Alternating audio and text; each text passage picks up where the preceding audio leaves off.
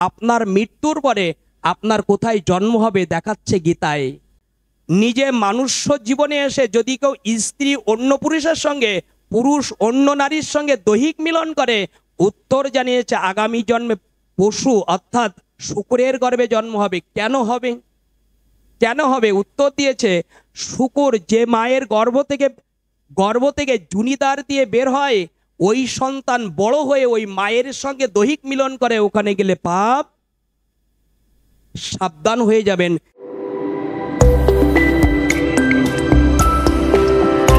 আপনারা দেখছেন Hindu TV YouTube channel. আহার, নিদ্রা, ভয়। এবার শব্দ অর্থ ভয় সংক্ষেপে বলবো আমি। সেটা হলো ভয়। আমরা লক্ষ্য করছি ভয় উৎপন্নটা, যেমন একটা উদাহরণ দিয়ে বুঝবো। আচ্ছা, আমিও ভয় করি, কুকুরও ভয় করে কিনা? তাহলে আমারও যদি ভয় থাকে, কুকুরও যদি ভয় থাকলে, কুকুর আর আমি কি সমান হলাম? তো ভয় কুকুরও করে, আপনিও করেন। কোথায় ভয় করতে হয় আর কোথায় রুখে দাঁড়াতে হয় ওটা কুকুর বোঝে না, কিন্তু আপনি আমি বুঝি কিনা? জায়গাটা দর্শন করি। এখানে মনে করেন কার্তিক দাদা কুকুরের অন্ন দিচ্ছে, তাহলে ওটা কি তার প্রাপ্য কিনা? একজন দান করছে, তাহলে ওই অন্নগুলো তার কিনা, তার অধিকার কিনা? উত্তর দিন। অধিকার তো। কিন্তু উনি দান করে চলে গেল, কার্তিক দাদা যিনি অনুষ্ঠান আজকে দান করছেন, চলে যাওয়ার পরে কোনো একজন ব্যক্তি দণ্ড বা লাঠি নিয়ে তাড়া করলো। আচ্ছা, কুকুর ভয় পেয়ে চলে যায় না তার আক্রমণ করে? বলুন না, কি করে? ভয় পেয়ে চলে যায়। কারণ কি? পশুরা ভালো বুঝতে, তার কাছে শক্তি আছে। কুকুরে কামড়ালে তার বিষাক্ত শরীরে মারাও যেতে পারে, তিনি শক্তি থাকার সত্ত্বে লেজ গুটিয়ে চলে যায়। এখানে তথ্য দিয়েছে আমরা সনাতন ধর্মের মানুষ, আমরাও যদি এই মন্দির পরিচালনা করি, কোনো ব্যক্তি যদি আক্রমণ করে, আমরা যদি লেজ গুটিয়ে এক দেশ থেকে অন্য দেশ থেকে যাই, এক জায়গা থেকে অন্য জায়গায় যাই, এই যদি ভয় করি, মন্দিরটাও নষ্ট হবে, আপনিও নষ্ট হবেন। আপনি কোন স্তরে? পশু যেমন লেজ গুটিয়ে ঘুমায়, চলে যায় ভয় পেয়ে, আপনি আমি যদি লেজ গুটিয়ে ভয় পেয়ে চলে যাই, তাহলে আমি কোন স্তরে? আমি কোন স্তরে? উত্তরটা গীতার ভিতরে গেলে আরো ইম্পর্টেন্ট, গুরুত্বপূর্ণভাবে বুঝবেন। কিন্তু আমার সময় নেই, কখন যে ডাক পড়ে যায়, সময় নেই, এই জন্য লম্বা করতে পারছি না আমি। কিন্তু উত্তরটা একটু লিখবো। এই ভয়ের জায়গাটা সমাধান করে দিয়েছে শ্রীমদ্ ভগবদ গীতায় 2য় অধ্যায়। কথাটা একটু হৃদয় নিতে হবে। সেটা হলো অর্জুন আর কৃপা করে একদিকে হলো কৌরবগণ, একদিকে পাণ্ডবগণ। ভয়ের শব্দ অর্থ দিচ্ছে, একটু শ্রবণ করুন। অর্জুন বলছে, কৃষ্ণ আমি যুদ্ধ করব। আচ্ছা, 2য় অধ্যায় বলেছে কিনা? উত্তর দিন। আমি যুদ্ধ করব না। কেন করব না? এতটা প্রাণীবধ হবে আমি চাই না, ওর চাইতে ভিক্ষা করে খাবো তবেও ভালো, কিন্তু আমি যুদ্ধ। তাহলে অর্জুনকে ভয় পেলেন তো? একটু বলুন না, ধর্মের দিক থেকে ভয় পেলেন। আচ্ছা, ভয় যখন পেলেন, এই ভয়কে কাটানোর জন্য কে আসলেন?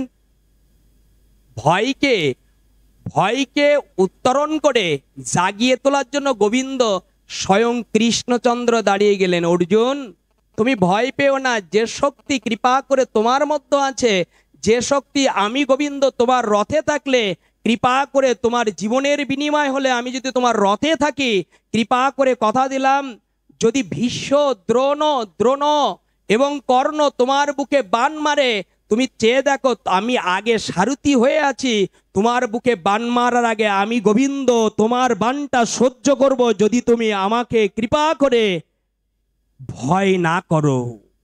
উত্তরটা একটু লক্ষ্য করবেন। আচ্ছা, গোবিন্দ আগে আছে না পরে আছে রথের? আচ্ছা, আপনার আর আমার গোবিন্দ আগে না পরে আছে? আমার ভিতরে যদি গোবিন্দ না থাকতো, দেহ থাকতো, হাত থাকতো, বিল্ডিং থাকতো, ছেলে মেয়ে থাকতো, এই থাকার সত্ত্বে, গোবিন্দ থাকার সত্ত্বে আজ আমাদের সনাতন ধর্মের সংখ্যালঘু হওয়ার কারণ হলো এই ভয়কে আমরা আশ্রয় করেছি। ভয়কে আমরা হৃদয়ঙ্গম করে আস্তে আস্তে সংখ্যালঘু হয়ে আমরা এখন এখানে গিয়ে দাঁড়াইছি। আমরা যদি একটু ভয়কে, পশুত্ব জীবনকে পরিত্যাগ করে মানুষ হয়ে কোথায় জীবনযাপন। এবার শ্রবণ করুন, গোবিন্দ জানালেন, কি উত্তর দিয়েছে গীতায়। হে অর্জুন, তুমি ভয় পেও না, উঠে দাঁড়াও। এই ধর্মযুদ্ধে তুমি যদি দেহ ত্যাগ করো, তাহলে আমি তোমাকে বলেছি সংসার করলে যা পাবে না, তুমি ধর্ম যুদ্ধ করে যদি প্রাণ ত্যাগ করতে পারো, তুমি অনায়াসে তুমি কৃপা করে স্বর্গে যাবে, যদি এই যুদ্ধে তুমি কৃপা করে দেহটা ত্যাগ করতে পারো। আমরা এই যুদ্ধের জায়গায় দাঁড়াই না, এই জায়গায় আমরা সংস্কারে আসি না। অর্জুনকে যখন কৃষ্ণ বুঝালেন উঠে দাঁড়াও, এই ধর্মযুদ্ধে তুমি যদি দেহ ত্যাগ করতে পারো, আমি কি ভুল বলছি? গীতায় আছে কিনা কথাটা? এই ধর্মযুদ্ধে যদি দাঁড়িয়ে যুদ্ধ করতে পারো, তাতে যদি তোমার প্রাণও যায়, তা শুনে রাখো তুমি স্বর্গ পাবে, আর বেঁচে থাকলে পৃথিবী ভোগ করবে, আমাকে পাবে। তাহলে আমাদের সনাতন ধর্মে এই ধর্ম কিছু শুধু সঙ্গীতে, ধর্ম শুধু কি কাদায়, ধর্ম শুধু কি এই পোশাকে? ধর্মে কখনো কখনো বীরের মতো গর্জন করে অর্জুনের মতো দাঁড়িয়ে যেতে হয়। যখন এই প্রাণ যদি চলে যায়, তবেও যায়, তবে গৌরের চরণে যাক, গৌরের পথে যাক, গোবিন্দের পথে দেহটা স্খলন হোক, তাতে আমার জীবনের ধন্য। উত্তর দিয়েছে, কুকুর যেমন ল্যাজ গুটিয়ে চলে যায়, মানুষও যদি ল্যাজ গুটিয়ে অন্যায়কে আশ্রয় করে, তাহলে মনে করবেন আমি এখনো মানুষ হতে। আরো দেখাই জায়গাগুলো খুব ইম্পর্টেন্ট ভাবে গুরুত্বপূর্ণভাবে চলে আসছে। সেটি হলো, একটু লোক ভীষ্ময় ভয় পেয়েছিল। ভীষ্ম কোথায় ভয় পেয়েছিল আমি দেখাচ্ছি জায়গাটা। সেটা হলো, দ্রৌপদী যখন বস্ত্র হরণ করেছিল, তখন কে ছিল সম্মুখে? ভীষ্ম ছিল কিনা? এই ভীষ্মদেব থাকার সত্ত্বেও দ্রৌপদীর বস্ত্রহরণ হয়েছিল তো? বলুন না, হয়েছিল কিনা? কিন্তু এখানে ভীষ্মদেব কোনো প্রতিবাদ। তাহলে আপনার আমার সামনে আমাদের মন্দির, আমাদের মা, আমাদের সম্পত্তি যদি কেউ অন্যায়ভাবে প্রবেশ করে, আর আমরা যদি দাঁড়িয়ে দাঁড়িয়ে লুকিয়ে দিই, এটা ধর্ম হবে? বলুন না, এটা ধর্ম হবে? এই অধর্মের পক্ষে ছিল কে জানেন? সেটা হলো ভীষ্মদেব। এই ভীষ্মদেব এই অপরাধের কারণে সরসজ্জায় পড়তে হয়েছিল। কোথায় বলুন না? সরসজ্জায় কেন পড়তে হয়েছিল? দ্রৌপদী কে ছিল? নারী না পুরুষ? নারী। তার যখন মৃত্যুবান, তার যখন বানের পরে শুয়ে দিয়েছিল, মেদিনীও বলেছিল, একটা নারীর যে সম্মান রক্ষা করতে পারে না, ক্ষমতা থাকতেও, আমি মাও মেদিনীও বলছি আমি তোমাকে আমার কোলে নেব। আচ্ছা, এখানে উত্তর দান করেছে, ভীষ্মদেব কি মাটিতে ছিল না স্বরের পরে ছিল? কেন ছিল? এক মা আর এক মায়ের পরে স্নেহ দেখালো, তুমি আমার নারীকে সতীত্ব রক্ষা করনি, আমিও তোমার শেষের দিনে আমি তোমার রাখবো।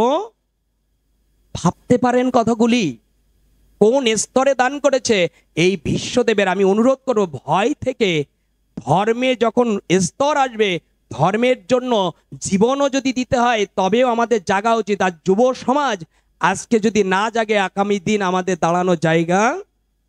আমরা এদিকে আলোচনা নয় আমার, আমরা তৃতীয় স্তরে ছিলাম। কোথায় ছিলাম? আহার, নিদ্রা, ভয়। কয়টি ছিলাম? তৃতীয়, ভয়। চতুর্থ স্তরে কি? মৈথুন। কি বলেছি? মৈথুন শব্দের অর্থ কি? মৈথুন শব্দ তো বংশবিস্তার করা। এই বংশবিস্তার করার জায়গায়, আচ্ছা, পশুরাও দৈহিক মিলন করে। পশুদের আনন্দ হলো সারাদিন ছোটে, সারাদিন এ দুয়ার থেকে অন্য দুয়ারে যায় এবং ছুটে বেড়ায়, কিন্তু সুখ তাদের কোনটা? পশুর তো সুখ কই? দৈহিক মিলনটাই তারা মানে স্বর্গ, তারা মনে করে স্বর্গ সুখ। আমরা মানুষ হয়ে সারাদিন দৌড়াবো অর্থের জন্য, চাকরির জন্য, কিন্তু সন্ধ্যায় মাথা নত না করি, আহারের সময় ভগবানকে নিবেদন না করি, এবং কৃপা করে ভগবানকে যদি প্রণাম না করি।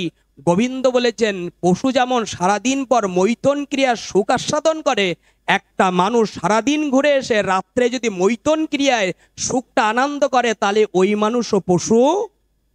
এবার ভিতরের শব্দটা শুনে নিন। এই জায়গায় যদি সঙ্গদোষ খারাপ হয়, তাহলে 1000 বছর হরিনাম করেও আপনি শেষ স্তরে যেতে। আমরা গায়ে পোশাক আছে, ললাটে তিলক আছে, শিখা আছে, কিন্তু মনে মনে যদি কাম বাসনা থাকে, তাহলে মনে করবেন ওই ভজনটা নষ্ট। দেখাচ্ছি জায়গাটা। এখানে আপনি আমি কেন, অনেক সাধুদের জীবন পতিত হয়ে গেছে, ভজন নষ্ট হয়ে গেছে। সেই জায়গাটা দর্শন করুন। সেই জায়গাটি হলো আমাদের পরম স্তরে জানিয়েছেন। সেটা হলো এই যে ব্রহ্মা, দেখেন ভিতরে যদি ক্ষয়রোগ থাকে, তাহলে ভজন নষ্ট হয় কি করে? ব্রহ্মাকে চিনি তো আমরা, সৃষ্টিকর্তা ব্রহ্মা।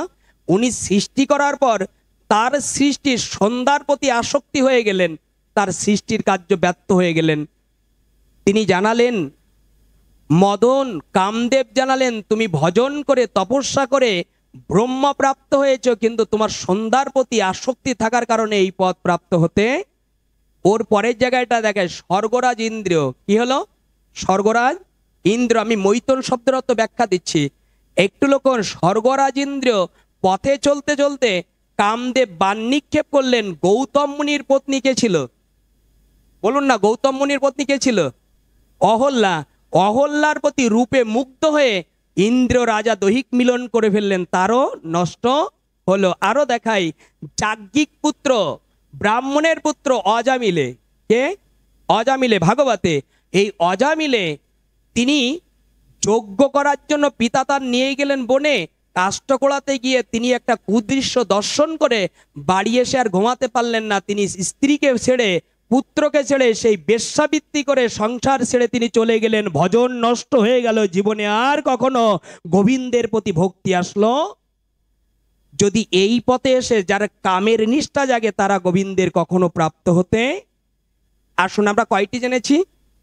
কয়টা বলেছি? 4টি। এই 4টি ভাবের জায়গাটা আমরা অনুসরণ করছি। এই আহার, নিদ্রা, ভয় আর মৈথন, এই 4টি জিনিস নিয়ে যদি মানুষ মেতে থাকে, তাহলে মানুষ কোন স্তরে? এর পরে জানিয়েছি মৃত্যুর পরে আমাদের কোথায় যেতে হবে। এই জায়গায় দাঁড়িয়ে আমরা লক্ষ্য করেছি জীবন চরিত্র দেখাচ্ছে, একটু লক্ষ্য করবেন।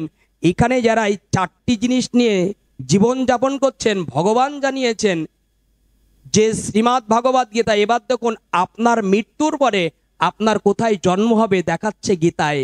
কোথায় দেখাচ্ছে? শ্রীমদ্ ভগবদ গীতা 8ম অধ্যায় শ্লোক সংখ্যক 6। এবার ভালো করে শ্রবণ করে নিন, আপনার মৃত্যুর পরে আপনার কোথায় যেতে হবে। গীতায় দেখালেন, জং জং বাপি শরণাং ভাবাং তেজতন্তে কলেবরং তং তমে ভৈতি কুন্তি তদভাবিত। গীতায় জানালেন, মৃত্যুর সময় যে যে ভাব নিয়ে দেহত্যাগ করবে, আমি গোবিন্দ কথা দিলাম সেইভাবে তার পুনর্জন্ম। কথা বুঝতে পারছেন? উত্তর জানাচ্ছে, মৃত্যুর সময় যে যে ভাব নিয়ে দেহত্যাগ করবে, গোবিন্দ জানালেন তোমার মৃত্যুর পরে সেই জন্ম তোমার আমি গোবিন্দ দেব। এখন 4টি বিধান দিয়েছে। এবার লক্ষ্য করবেন, যারা দিনে মাথা নত করেন না, তাদের মাথাটা উঁচু কিনা? এই দেখেন কোথায় জন্ম হবে দেখে নিন। যারা 24 ঘন্টার ভিতরে টাকা টাকা চাই, সম্মান আর সম্মান চাই, এই জায়গায় দাঁড়িয়ে যারা নিত্য চলছে, তাদের মাথা উঁচু না নিচু? আর যারা ভগবানকে প্রণাম করে, তাদের মাথা নিচু না উঁচু? আকাশ থেকে যদি জল পড়ে, আচ্ছা পাহাড় উঁচু আর গর্ত নিচু, আকাশ থেকে জল পড়লে কোথায় জন্মে? পাহাড়ে জন্মে না গর্তে জন্মে? তাহলে মানুষ যদি দীনতার প্রতীক হয়ে নিজের দীনতার দিকে তাকিয়ে গোবিন্দের চরণে প্রণাম করে, তাহলে ওই গর্তেই কেবল গোবিন্দ ভক্তি জন্মায়।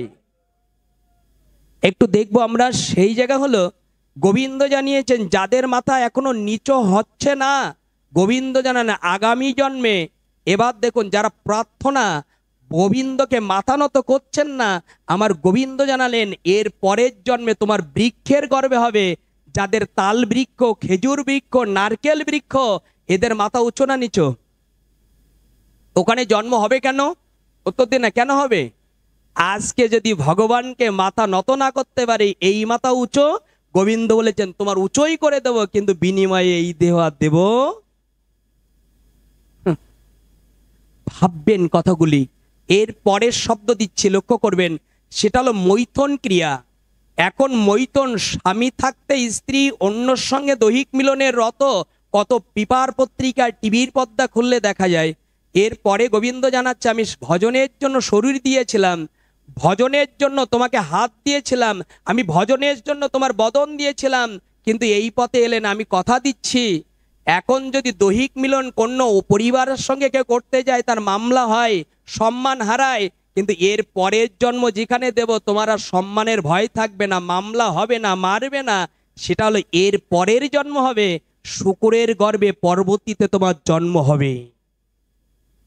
সাবধান হয়ে যান কথাগুলি। যদি নিজে মানুষ্য জীবনে এসে যদি কেউ স্ত্রী অন্য পুরুষের সঙ্গে, পুরুষ অন্য নারীর সঙ্গে দৈহিক মিলন করে, উত্তর জানিয়েছে আগামী জন্মে পশু অর্থাৎ শূকরের গর্ভে জন্ম হবে। কেন হবে? কেন হবে? উত্তর দিয়েছে, শূকর যে মায়ের গর্ভ থেকে জুনিদার দিয়ে বের হয়, ওই সন্তান বড় হয়ে ওই মায়ের সঙ্গে দৈহিক মিলন করে, ওখানে গেলে পাপ, সাবধান হয়ে যাবেন। এর তত্ত্ব হলো প্রদীপ, যারা আমরা এই পথে পথিক হয়ে নষ্ট হয়ে গেছে, তো আমাদের উপায় কি? এবার দেখুন তত্ত্বটা কি দিয়েছে। এই সম্মানের জায়গায় কেউ আলোচনা করতে চায় না, কারণ এটা কঠিন। কারোর জীবনে যৌবন বেলা হয়ে গেছে, বিবাহর পর নষ্ট হয়ে গেছে সতীত্বটা, আপনার জীবন কি পশুত্ব বা শূকরের গর্ভে হবে? ফিরিয়ে নিয়ে আসুন, আমি জায়গাটা দেখাচ্ছি। সেই জায়গা হলো আমাদের হরিদাস ঠাকুর কলিযুগে ব্রহ্মা হরিদাস হয়ে এলেন। সেই হরিদাস দৈহিক মিলন করতেন কে জানেন? সেই লক্ষ্য হেরা। ও লক্ষ্যেরা সতী ছিল না অসতী ছিল? বলুন না, সতী ছিল না অসতী ছিল? কারো যদি অসতী শরীর হয়ে গিয়ে থাকে, নারী বা পুরুষ, উত্তর দিয়েছে, তোমার চিন্তার কারণ নেই, আমি কলিযুগে গৌর হয়ে এসেছি, আমি সবাইকে পার করব, তোমাদের জন্য আমি গৌর হয়ে এসেছি।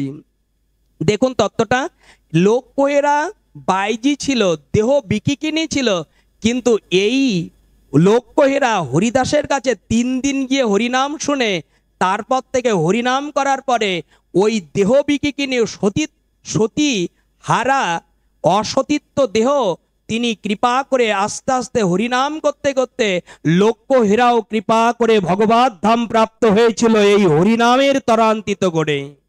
আমি অনুরোধ করব, যদি কারো জীবনে এরকম এসে থাকে, আপনারা পিছিয়ে আসুন, হরিদাসের মতো মহানাম জপ করুন না, আগামী জন্ম ওখানেই যেতে হবে, আগামী জন্ম ওখানেই যেতে হবে।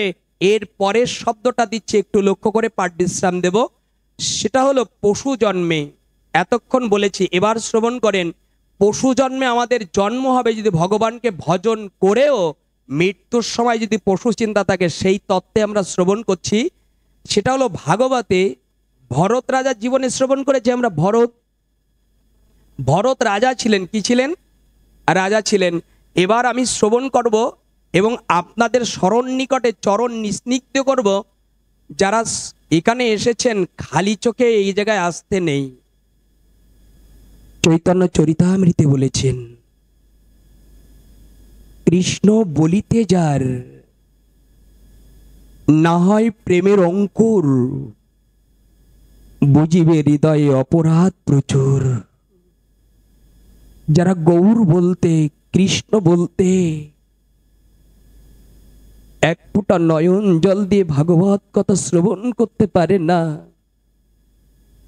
মনে করবেন অনেক জন্ম জন্মান্তরের অপরাধী আমি, গৌর বলতে কেন কৃপা করে চোখের জল আসছে না। চৈতন্য চরিতামৃতে বলছে, আদি লীলায় বর্ণনা করেছেন যে কৃষ্ণের চরণে জল ও তুলসী দেয় যেই জন, তারি ঋণ সুদিতে আমি করিও চিন্তন। উত্তর দিয়েছে চৈতন্য মহাপ্রভু,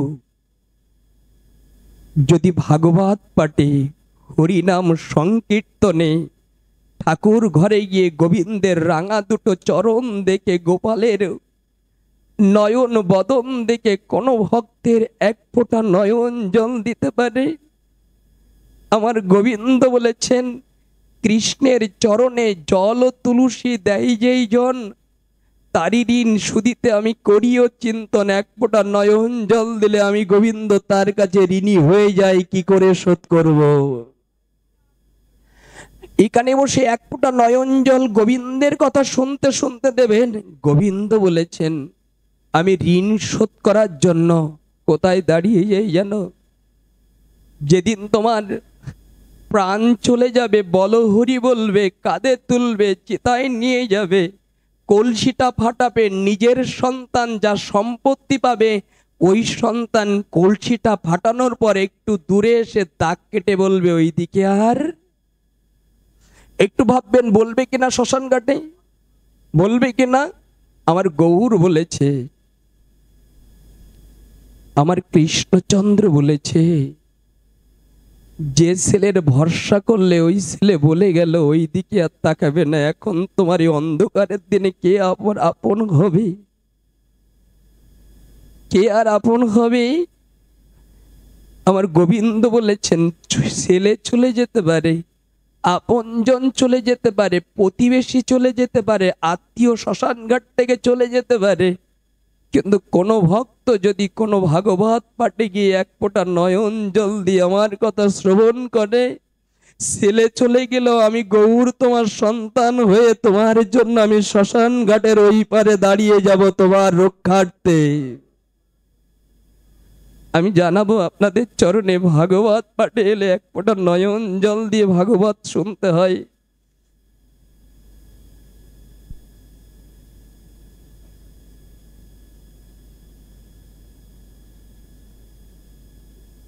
জয় রাধে।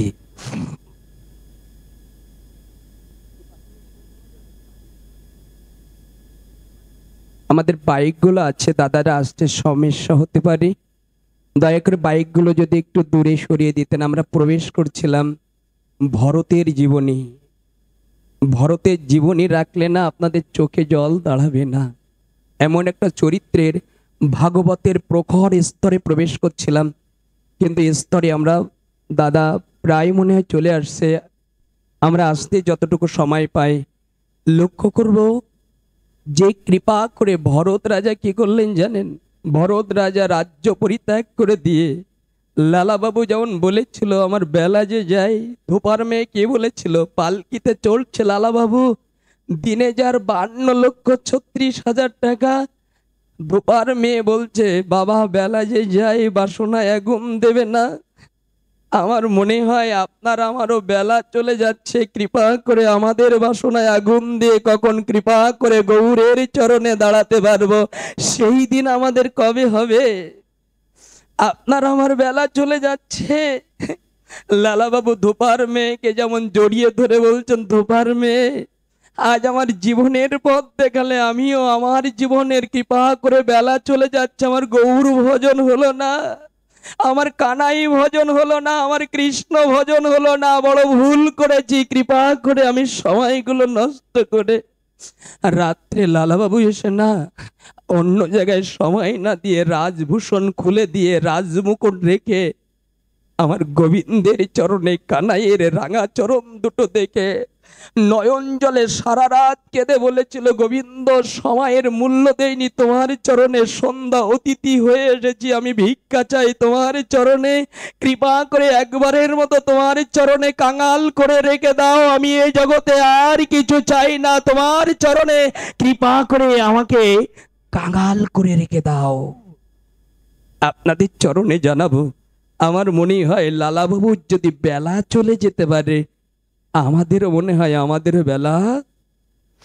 বেলা চলে যাচ্ছে। আপনার সংসার সঙ্গ দেবে না, আপনার স্ত্রী পুত্র সঙ্গে যাবে না, যেদিন বলো হরি হয়ে যাবে সেদিন একা একা আমার যেতে হবে। কৃপা করে সকাল সকাল আমরা যেন বাহু তুলে বদন দিলে হাগর হা নিতাই বলে নিত্য কীর্তন করতে পারি। আমরা ভরতের জীবনীটা যেতে পারলাম না, ভরতের জীবনীটা আমরা যদি তুলে ধরি না অনেক সময় লেগে যাবে।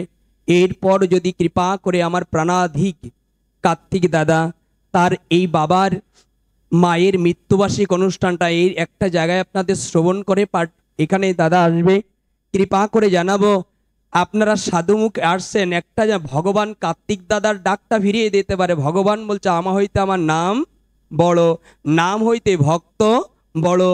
আপনারা কৃপা করে ভক্ত হয়ে আসছেন, কৃপা করে কার্তিকদার পিতামাতার জন্য কৃপা করে একটু আশীষ রাখবেন। এই সুবল চন্দ্র দাস এবং লতা আশালতা দেবী দাসী আপনাদের আশীষ পেয়ে আজ যদি কৃপা করে নরকেও থাকে, তিনি কোথাও জন্ম হয়ে গিয়ে থাকে, আপনাদের আশীর্বাদ পেয়ে তিনি আজ কৃপা করে ভগবত চরণে যাবে। আপনারা একটু আশীর্বাদ করবেন তারা যেন কৃপা করে ভগবত ধামে যেতে পারে। সর্বস্তরে জানাই কৃপা করে এই কার্তিক দা অনেক বিনয়ী প্রেমের মূর্তি, আপনারা আশীর্বাদ করবেন গোবিন্দ তার জন্য ভক্তি দেয়, তার জন্য প্রেম দেয়, আগামী জন্মে যেন কেঁদে কেঁদে কৃপা করে গৌর নাম প্রচার করতে পারে। কার্তিক দাস কৃপা করে এই পরিবারের গোবিন্দ যেন কল্যাণ করে। এই বলে আমরা পাঠ এখানেই বিশ্রাম রইল। জয় জয় শ্রী শ্রী নিতাই গৌর প্রীতি প্রেমানন্দে, হরি হরি বল সীতানাথ প্রীতি প্রেমানন্দে, হরি হরি বল। ভক্তের কল্যাণ তত্ত্বে নিতাই গৌর প্রীতি প্রেমানন্দে, হরি হরি বল।